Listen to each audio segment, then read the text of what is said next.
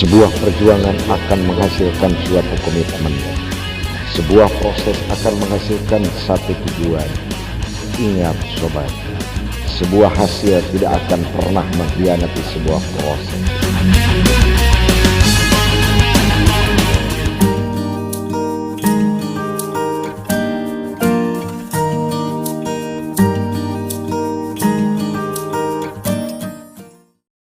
Bismillahirrahmanirrahim. Assalamualaikum warahmatullahi wabarakatuh.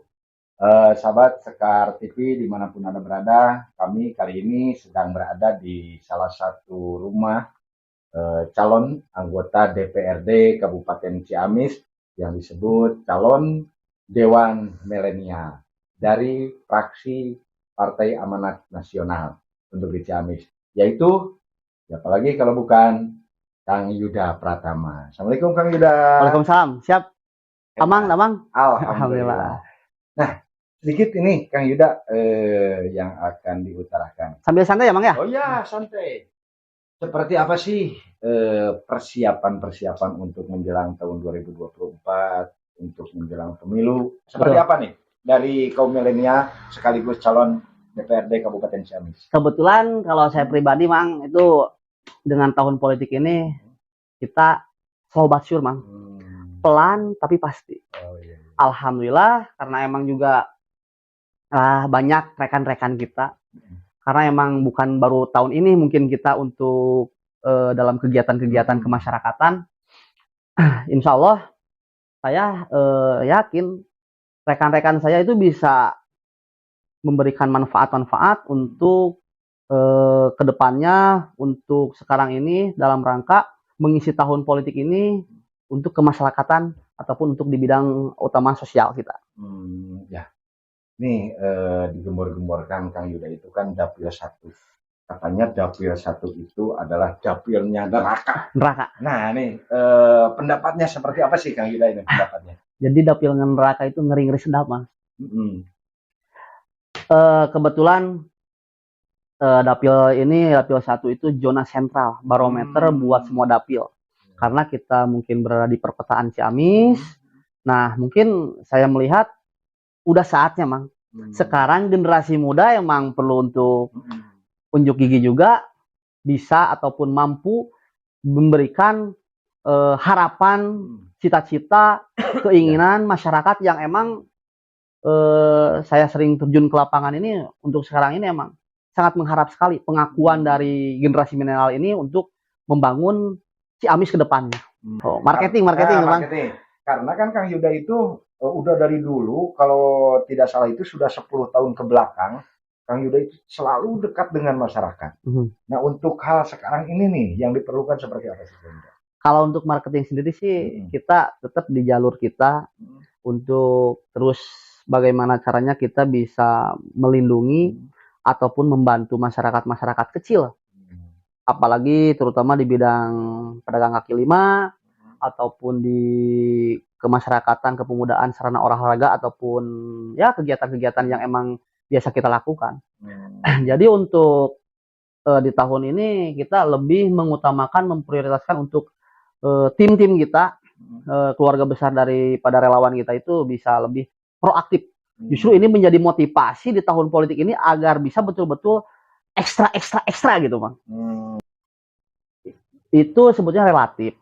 Kalau untuk penggerak kita emang kebanyakan di generasi muda, tapi untuk hasil daripada apa yang mungkin rekan-rekan lakukan bisa berikan kepada lingkungan ini, ternyata dari emak-emak juga ataupun kasepuhan juga sangat mengapresiasi, Mang. Tentang Kang Yuda. Tentang kegiatan-kegiatan kami. Alhamdulillah. Nah, itu program-program yang sudah Kang Yuda pertahankan nih, kelanjutannya seperti apa Kang Yuda untuk menjelang 2020? Kebetulan ini juga dalam rangka kita sebagai bentuk hormat saya sebagai generasi muda terhadap para pahlawan kita. Apalagi kita kemarin menghadapi 1 Oktober kesaktian Pancasila. Terus kita memperingati juga melihat gerakan 30 September. Ini menjadi hikmah bagi saya buat para rekan-rekan kita semua di lapangan, khususnya untuk generasi muda di Ciamis ini, mengisi menghormati perjuangan-perjuangan mereka, sekaligus bagaimana caranya kita mengisi ini bisa menjadi kebanggaan buat orang tua kita semua. Apalagi kita bisa memberikan ataupun kepercayaan supaya kita bisa dicintai oleh masyarakat. Nah, sahabat Sekar TV, mungkin ini Kang Yuda milenial sekali, tapi beliau berbudi luhur dan sosialnya sangat tinggi sekali. Bukan hanya di kalangan masyarakat, tapi di pelaku UMKM juga Kang Yuda selalu terjun. Nah, Kang Yuda, satu pertanyaan lagi. Karena sekarang kan banyak sekali siswa-siswa yang ya dikatakan bullying ya. Nah, tanggapannya dari kaum milenial. Jadi bullying itu kayak perundungan-perundungan gitu, Bang. Betul. Emang saya pribadi, secara pribadi itu miris melihat anak-anak masih di bangku sekolah dengan melakukan tindakan-tindakan anarkis. Itu sangat perlu kita antisipasi. Makanya saya membuat suatu jaring daripada relawan ini, ada tugas dan fungsi khusus buat relawan kita itu di milenial khususnya, Mang. Di milenial itu untuk masuk ke tatanan sekolah di tingkat SMP sampai SMA. Kita merangkul semua penggerak motor-motor generasi muda itu untuk ke arah-arah yang lebih positif. Alhamdulillah kita sudah beberapa kali kunjungan dengan melibatkan tokoh masyarakat. Mungkin saya selalu terjun ke lapangan itu mengambil ataupun berupaya kepada tokoh masyarakat itu untuk membuka ruang kesempatan buat mereka biar bisa berdiskusi, biar bisa memberikan pemahaman-pemahaman yang luas bahwasannya kita sebagai generasi muda itu banyak hal-hal yang perlu kita capai, bukan dalam tindakan-tindakan yang negatif, karena sangat merugikan buat dirinya sendiri ataupun buat orang tua. Gitu, kasihan juga itu. Nah, sahabat Sekar TV, mungkin yang patut kita apresiasi dari Kang Yuda adalah beliau juga selaku tokoh milenial yang selalu mencintai kaum milenial ataupun kaum muda. Nah, Kang Yuda, untuk harapan kedepannya seperti apa, Kang Yuda? Gini, Mang, sebetulnya kan kita kan karena generasi muda ini sedikit buat sharing juga sama rekan-rekan Sekar TV juga yang lainnya. Mudah-mudahan ini jadi manfaat juga ya, Mang, ya, kita bisa bersilaturahmi. Alhamdulillah. Kebetulan pandangan generasi muda melihat sudut pandang politik itu kebanyakan nih, Mang, melihat dari sudut pandang yang negatif. Di antaranya mungkin pesimis ataupun sinis, Mang, nih melihat politik itu. Karena emang yang saya rasakan mungkin dari dulu sebelum pernah nyoblos, saya belum pernah nyoblos, Mang, baru pertama nih besok mau nyoblos.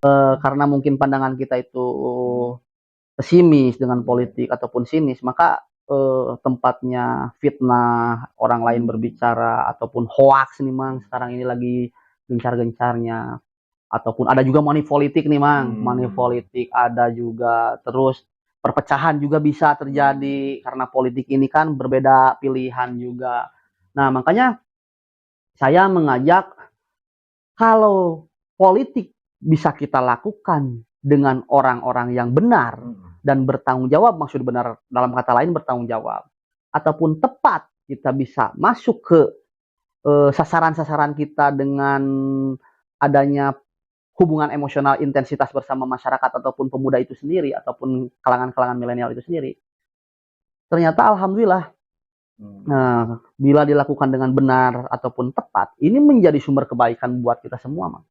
Karena ini menjadi ruang gerak kita, bahwasanya politik itu memberikan manfaat yang sangat luar biasa.